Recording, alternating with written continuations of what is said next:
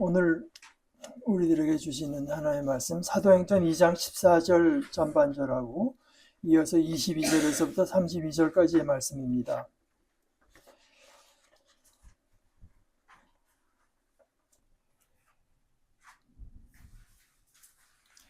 그러자 베드로가 다른 11명과 함께 일어나 자기 목소리를 높였다. 그리고 그들에게 큰 소리로 말했다.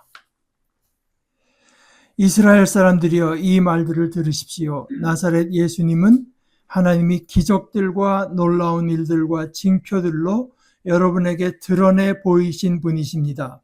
그를 통해서 하나님이 그것들을 여러분 가운데서 해 보이셨습니다. 여러분 스스로도 알고 있는 대로입니다. 이분을 하나님이 정해두신 뜻과 미리 아신 대로 여러분에게 넘겨주셨습니다. 여러분은 하나님의 법을 모르는 사람들 손에 이분을 맡겨 십자가에 매달아 없애버렸습니다. 그러나 이분을 하나님이 다시 일으켜 살리셨습니다. 죽음의 엄청난 고통에서 풀어주심으로써요. 이분이 죽음에 붙들려 계신다는 것은 있을 수 없는 일이기 때문입니다. 다윗이 이분을 두고 말합니다. 나는 주님을 배웠습니다. 내 앞에서 언제나.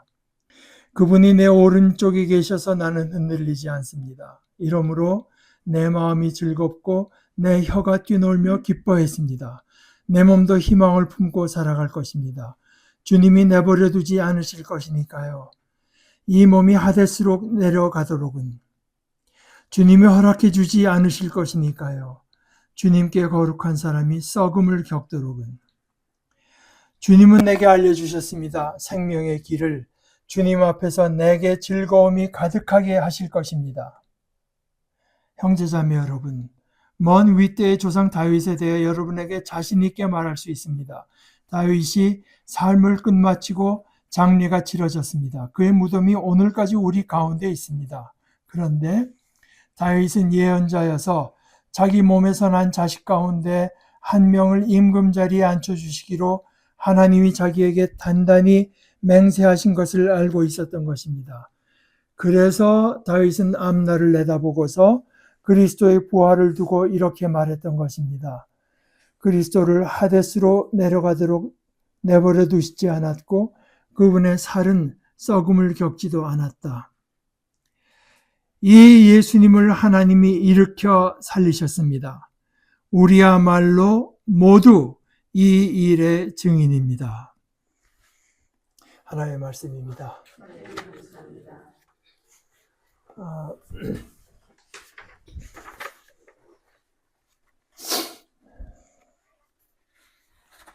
우리가 지난주에 이어서 이 증인, 비슷한 연결된 거지만 또 증언에 대해서 오늘도 좀 말씀을 이어갈까 합니다.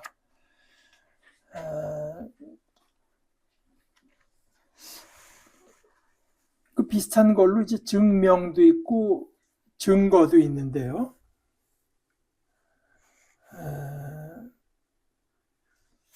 제가 생각해 보면은 예를 들어서 그 수학 같은 것들, 이거는 증명, 누가 하나를 증명해내면 그걸 받아들이고 그 다음에 또 다른 증명으로 나아가고 이런 식으로 증명의 어떤 연쇄가 이어지는 것 같아요. 사슬이라고 할까.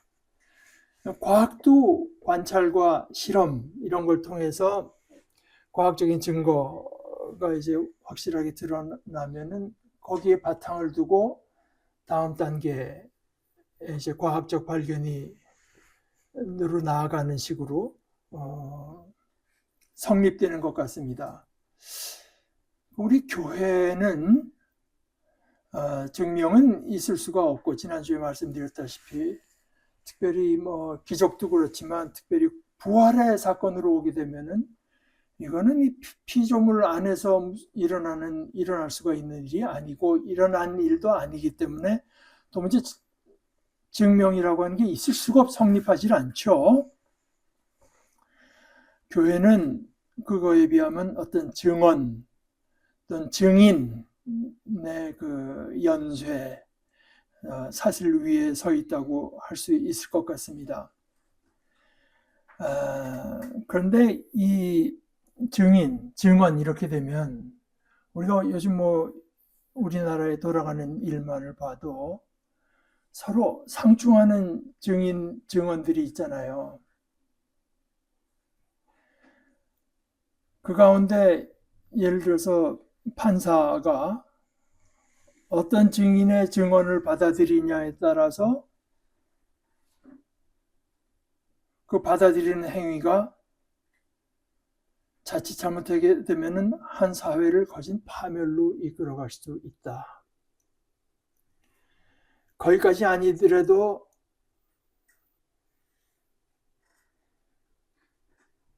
증이 받아들이지 말아야 될 증인과 증언을 받아들이고 진실한 증인과 증언을 배척하게 되면 이 사회가 얼마나 어지러워질 수 있고 어두워질 수 있는가 하는 것도 있고, 또 반대로 뭐 내가 판사 입장에 꼭 판사뿐은 아닙니다만 대표적으로 판사 입장에 있어서 어떤 증인의 어떤 증언을 받아들일지 결정하는 이것이 엉뚱한 증인을 받아들이는 것이 사실은 그 사람의 판단력과 마음이 이미 어지럽고 어두워졌기 때문이기도 하죠. 그러니까 이게 결국 악순환으로 들어가게 됩니다. 증인, 증언이라고 할 때 역시 문제되는 것은 그 신빙성인데, 오늘 제가 좀 집중해서 여러분과 함께 나누고자 하는 것은 우리에게 주어진 증인, 증언 앞에서 이걸 우리가 어떻게 받아들일 것인가. 그러니까 첫째는 이분들이 하는 그 증언이라고 하는 것이 얼마나 막중한 것인지 깨달아서 거기에 온통 내 마음과 내 귀를 기울이는 것이 첫 단계가 되겠습니다. 기울이고 나서 그들이 하는 증언을 따져봐야 되겠죠. 검증, 얼마나 신빙성이 있는가. 그러고 나서 이제 결정을 하게 되는데, 교회는 우리가 지난주에 그 니케아 콘스탄티노플에서 교회에 대한 고백 가운데 하나이고 거룩하며 보편적이고 사도적이다. 이 사도, 교회는 이 사도들의 증언 위에 서 있습니다. 뭐 그 뒤로 아무리 뭐 뛰어난 사람, 뭐 기발한 생각을 가진 사람이 나왔다고 해도 그 위에 교회가 설 수는 없습니다. 사도들의 증언 위에 서 있고 그 뒤로도 끊임없이 이어져 내려온 증인, 또 그들이 말한 증언의 연쇄 위에 이제 서 있습니다. 그런데 사실 이 증인의 전통이라고 하는 것은 사도들에게서 시작된 것은 아니고 그 훨씬 이전부터, 아니 사실은 이것은 하나님으로부터 시작됐다고 봐야 됩니다. 하나님은 스스로에 대해서 증언하시죠. 스스로에 대해서. 그 다음에 구약 성경에 주로 나타나는 바대로 예언자들이 야훼께서, 하나님께서 이렇게 말씀하셨습니다 라고 말한 것은 하나님께로 받은 그대로를 이제 증언하는 것이지 자기에게 뭐 기발한 생각이 떠올라서 사람들과 나누려고 하는 것이 아니지 않겠습니까? 하나님, 예언자, 그리고 예언자들 가운데 예언자, 우리 주님도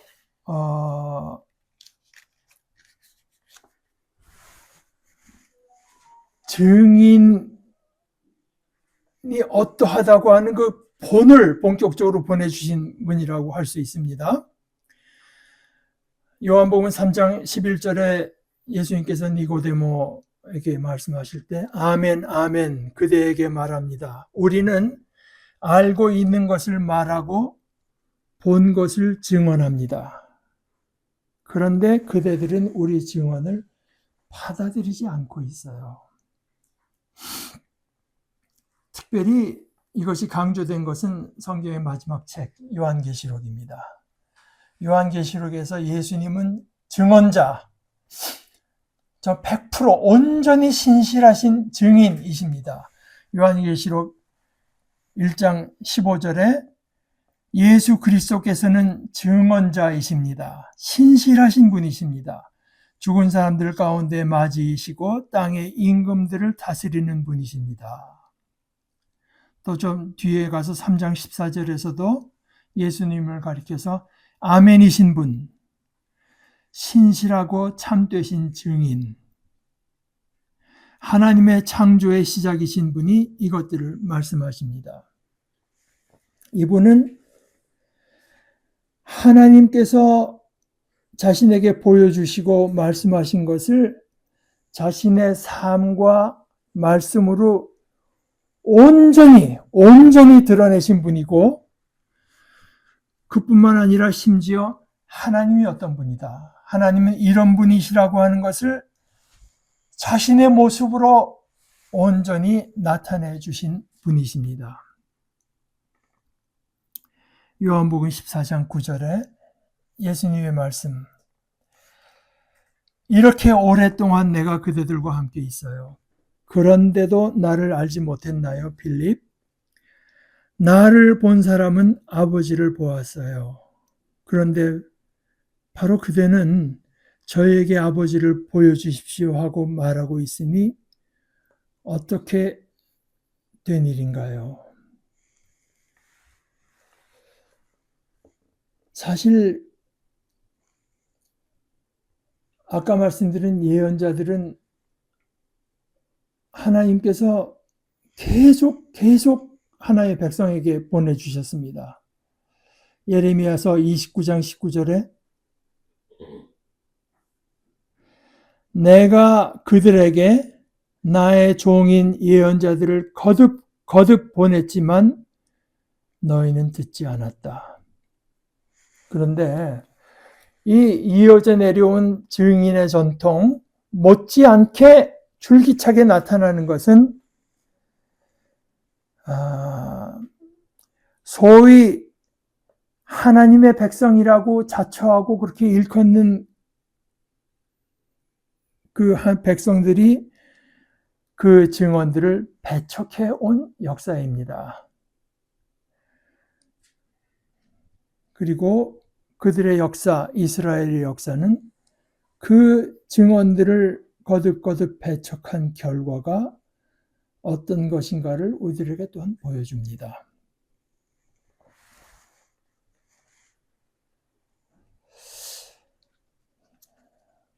이 사도들, 예언자들 가운데 참 예언자, 영어로 보면 the prophet이라고 할 수 있는 예언자는 바로 우리 예수님의 모습에서 볼 수 있는데, 그래서 성경에 보게 되면 하나님이 스스로를 증언하시고 하나님께서 보내신 예언자들이 있고, 예언자 가운데 예언자 예수님이 계시고, 예수님의 모든 사건들을 목격한 사도들의 증언이 있고, 그 다음에 이 모든 일들을 따져서 기록한 성경의 증언이 또한 있습니다. 거듭 증언으로 이어져 내려오고, 바로 그 증언 위에 서 있는 것이 우리 교회라고 할 수 있습니다. 사도들이 맡은 바는 바로 이 예수님에 대한 증언이죠. 그들의 증언의 내용은 이분은 어떤 분인가? 하나님께서 이분을 통해서 자신의 일을 행하신 그런 분입니다. 하나님께서는 나사렛 예수를 통해서 여러분 가운데에서 여러 가지 능력과 기사와 표징들을 행하셨고, 그것들을 통해서 하나님이 그를 여러분에게 입증하셨습니다. 이분에게 일어난 일들은 하나님께서 하신 일, 하나님께로가 아니면은 일어날 수 없는 일이 이분을 통해서 일어난 것을 여러분이 목격했습니다.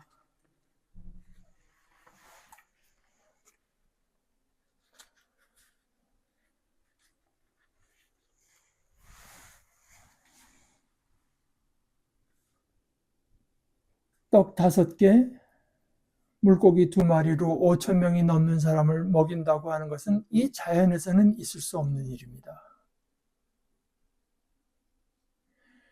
물 위로 사람이 걸어간다는 것이 자연을 거슬리는 일 아니겠습니까?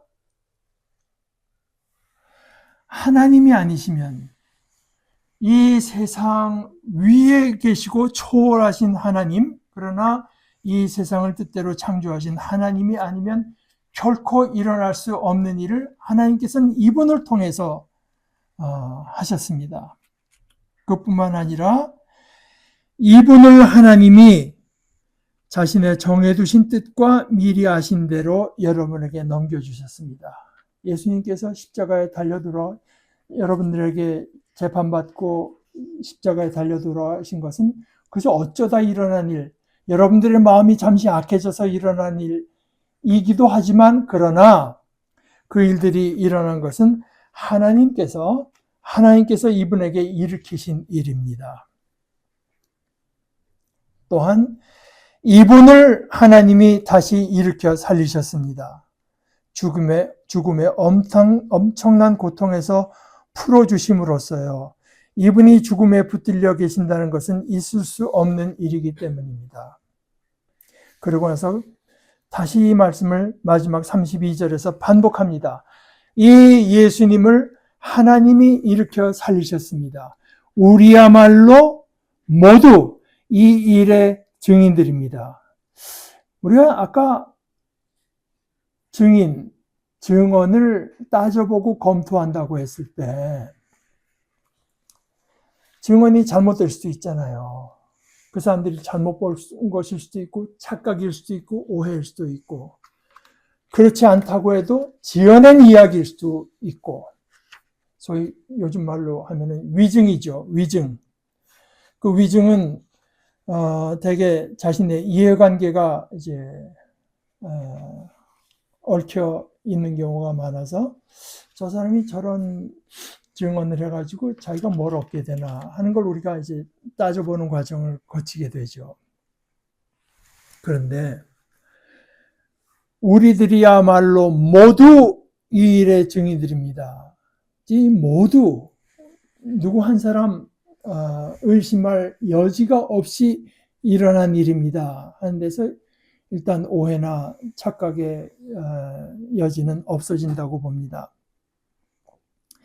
이렇게 사도들이 증언했고, 오늘 우리가 받은 이 사도행전의 말씀 기록은 이렇게 사도들이 증언하는 모습의 태한 증언이라고 하겠는데, 사도행전뿐이 아니라 복음서들도 마찬가지입니다.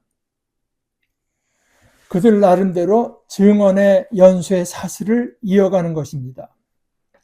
그래서 이 증언을, 성경의 증언들을 대하고 따져보면서 신약 학자인 N.T. 라이트라고 하는 학자가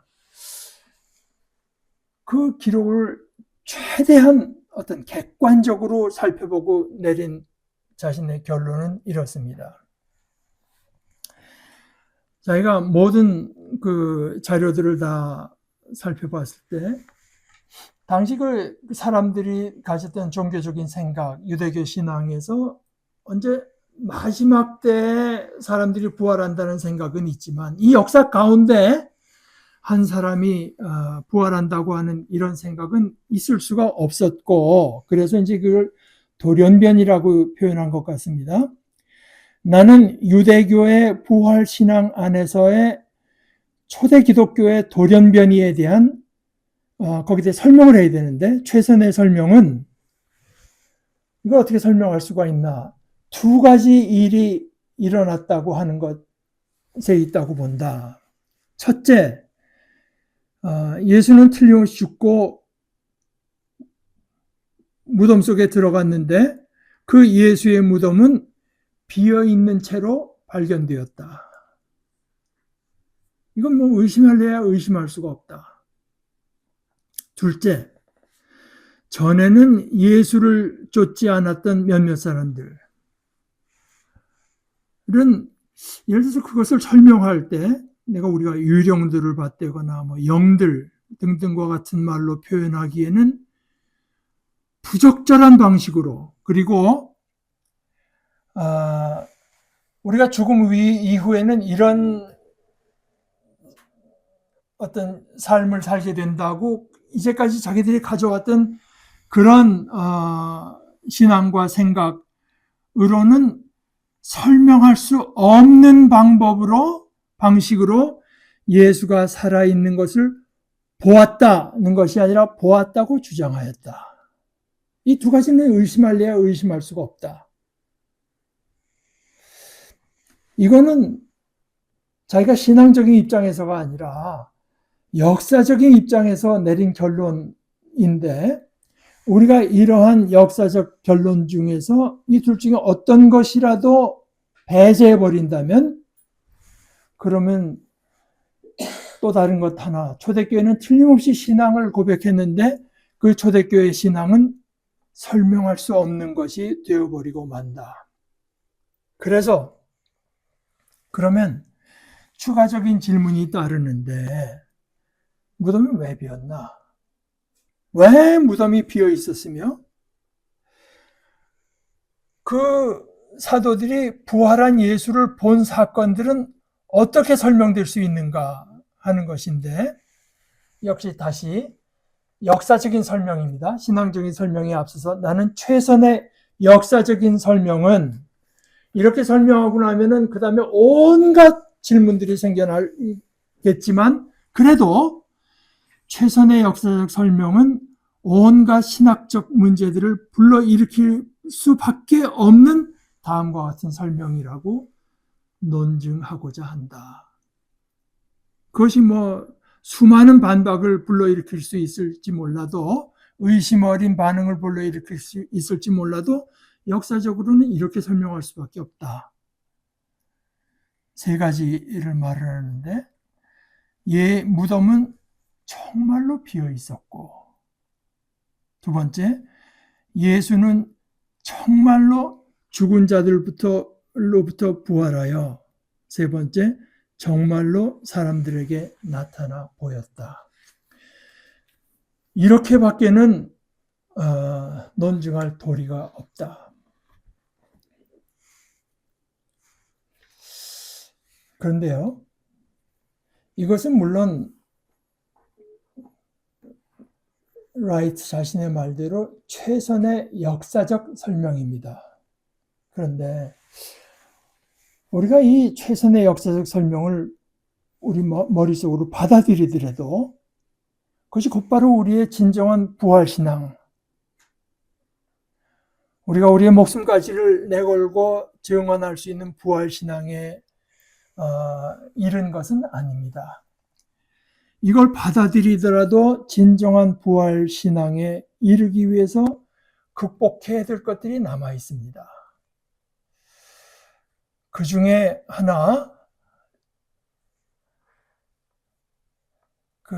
C.S. 루이스가 말한, 그렇긴 하지만, 이겁니다.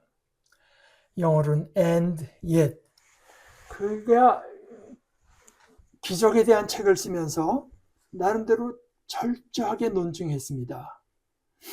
결코 이 세상의 전부가 아니, 이 세상의 전부일 수가 없다.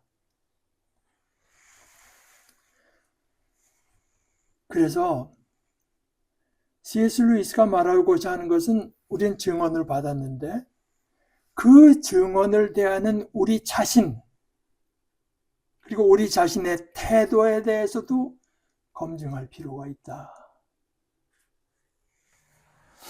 자기가 최선의 논증을 했지만, 책을 덮기 직전에 그런데 자기가 마음속에 걱정하는 것은 여러분들의 마음속에 이 말이 떠오를 것이다. 그렇긴 하지만 C.S. 루이스가 말하는 게 다 공감이 가고 납득이 가는데, 그래서 자기가 말하는 게 어디에 무슨 약점이 있고 결점이 있어서 지적하는 것은 자기가 얼마든지 상대할 수가 있는데, 자기가 어떤 기적을 부정하는 그 어떤 적극적 논쟁보다도 자기가 더 두려워하는 게 있다면 바로 여러분들의 마음속에 떠오르는 그렇긴 한데 이것 and yet 이것입니다. 여러분이 이 책을 덮을 때 덮고 나서 다시 여러분 방에 늘 보던 벽들과 천장과 길거리에서 들리던 친숙한 소음이 나타날 때 우리의 마음속에는 밀물처럼 다시 밀려오는 습관적 사고방식이 있습니다. 습관적 사고방식. 그래서 거기에 대해서 좀 말을 하다가 이런 마음 상태에 대해서 제가 하고 싶은 말은 두 가지입니다. 그것은 당연합니다. 제 이론에 말하자면. 왜냐하면 이 자연, 이 온 세상이라고 하는 것은 이게 다야. 이게 전부야. 이것을 내세우고 있고, 그래서 이 자연이 반격을 시작한다는 겁니다. 제 이론에 의하자면 이렇게 습관적인 사고방식이 밀려와서 그렇긴 한데 어딘가 안 그럴 것 같은 생각. 부활의 증언도 맞고 그들이 신실한 것도 알겠고 믿을 수 있다고 하는 것도 알겠는데 어딘가 아닐 것 같은 생각. 그러면서 지금 우리는 우리의 이성을 총동원해서 기적에 대해서 또 사도들의 증언에 대해서 N.T. 라이트 간식으로 따져보았는데 이것은 상당히 그 이성적인 사고방식입니다. 근데 여러분의 이 이성적인 사고는 그것이 우리 속에 스며있는 어떤 것, 그것에 반대하는 것들을 정복을 해서 처음에는 획득하고 그리고 그것을 유지하는 것을 제외하고는 그렇게 하지 않으면 우리 마음속에 남아있는 뭔가 막연한 그 생각을 정복하고 그래서 자기 자리를 획득하고 그것을 유지해내는 이것이 없으면은 이런 어떤 그 이성적인 사고는 여러분의 자연스러운 의식 속에 아무런 군사 기지를 갖고 있지 못합니다. 이성적인 사고가 그치면 그 즉시 우리를 오랫동안 지배해오던 상상, 정신적 습관, 기질 또는 이 시대정신 같은 것들이 다시금 여러분을 떠맡습니다. 이 새로운 생각이라고 하는 것은 그것 자체가 우리의 습관이 되기 전까지는 실제로 그것을 우리가 집중해서 따지고 생각하는 동안에만 여러분의 의식에 전체적 영향을 끼칠 뿐입니다. 이성이 자기 초소에서 졸음에 졸기만 하면 그 즉시 자연의 정찰병들이 침투해서 들어옵니다. 따라서 우리가 생각하는 이 기적에 대한 반론, 거기가 생각이 잘못됐다 하는 그 반론에는 우리가 충분히 관심을 둬야 되죠. 왜냐하면은 이거는 우리의 전체 나 자신의 영원한 운명이 걸려 있는 거기 때문에 잘못됐으면 우리가 빨리 깨달아야 됩니다. 왜냐하면 제 생각이 틀렸다면 이것이 빨리 논박당할수록 여러분을 위해서뿐만 아니라 저를 위해서도 좋은 일이기 때문입니다. 그래서 기적에 대한 정확한 반론에는 우리가 충분한 관심을 주어야 되지만 이 사고, 예수님께서 부활하셨고 나도 부활할 것이고 내가 이 부활의 소망을 가지고 사는 것이 옳다, 마땅하다, 그것이 합리적이다. 이런 사고를 자신의 습관적 사고방식으로 되돌아가게 만드는, 그게 그렇지 않고 이게 다야. 이런 식으로 되돌아가게 만드는 어떤 그 힘, 중력 현상은 이건 무시되어야 됩니다. 무시해야 됩니다. 우리가 가진 어떤 신념, 느낌, 요즘 한국말로 하면 느낌적인 느낌. 이 느낌은 이게 우리가 옳다고 결론 내린 생각, 이성을 따라서 움직이게 되는 것은 오랜 훈련을 통해서입니다. 오랜 훈련을 통해서.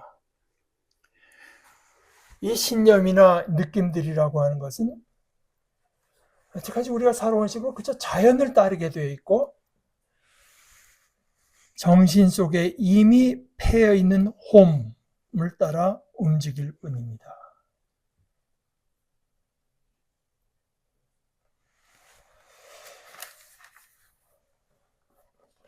오늘 우리들은 사도들의 엄청난 증언 앞에 새롭게 섰는데 이것을 우리들이 얼마나 아까 말씀드린 것처럼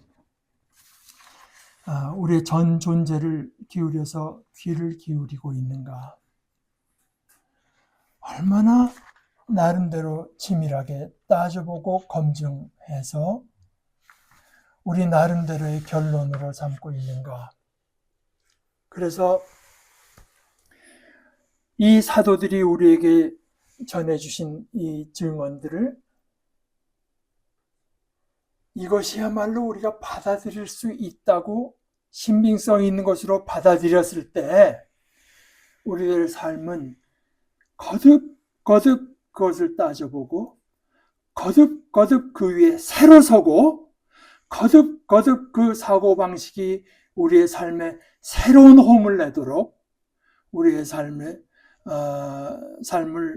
조직해가는 일이 우리에게 남아있다고 할 것입니다. 그래서 우리가 말뿐이 아니라 실제적으로도 부활의 신앙, 부활의 소망 위에 점점 더 든든히 서는 복된 공동체가 되기를 간절히 바랍니다. 우리 같이 기도하십시다.